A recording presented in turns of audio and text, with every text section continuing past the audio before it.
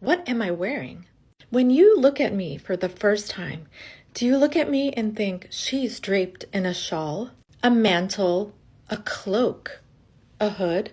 Or am I wearing the hijab, niqab, chadar? Is she oppressed? For the record, when I wear this, my husband thinks I look like a superhero. It's all about perceptions. Let's talk about veiling in ancient times, more specifically ancient Greece.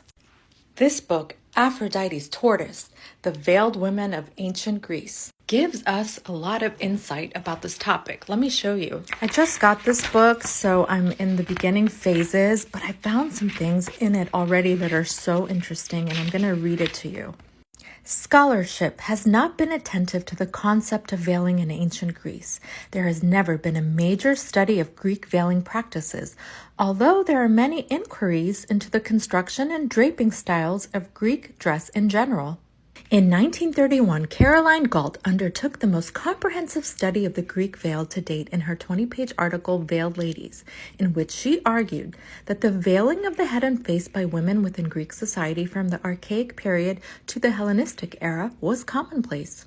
I, the author, suggest that women of varying social strata in the ancient Greek world were habitually veiled, especially for public appearances or before unrelated men.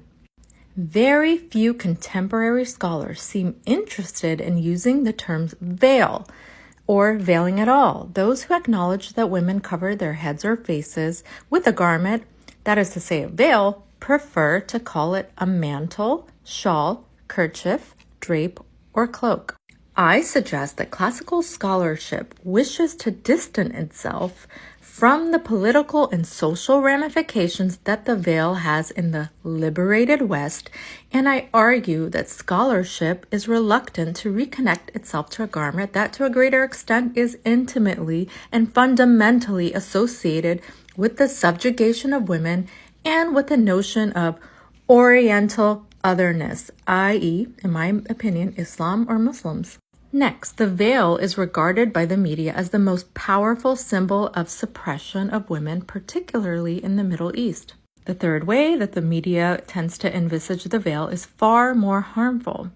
It is utilized as an image of terror, the symbol par excellence of Muslim fundamentalism and the Islamic threat to the West.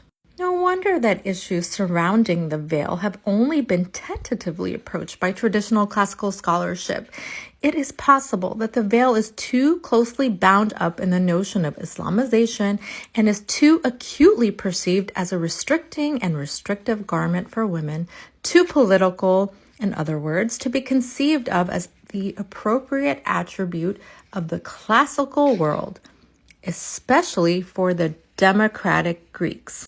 By acknowledging that Greek women might have been habitually veiled, classical scholarship would have to admit that those constructed ideologies were increasingly encroaching on similar ideologies located in contemporary veiled societies, especially those of the Arab world. The truth of the matter is that Greeks were indeed part of the environment of the Oriental Other. So, in order to neutralize the threat of veiled otherness, scholarship has passed over the fact that the Greeks veiled their women, and instead it submits ideas that women were draped in shawls, mantles, cloaks, and hoods. The terminology softens the notion that in fact Greek women were veiled, with a variety of veil styles that were deliberately intended to cover the head or the face or the body, working as part of a general male ideology that advocated and endorsed the veiling of women, at least in the public sphere. Let's take a look at some of these styles.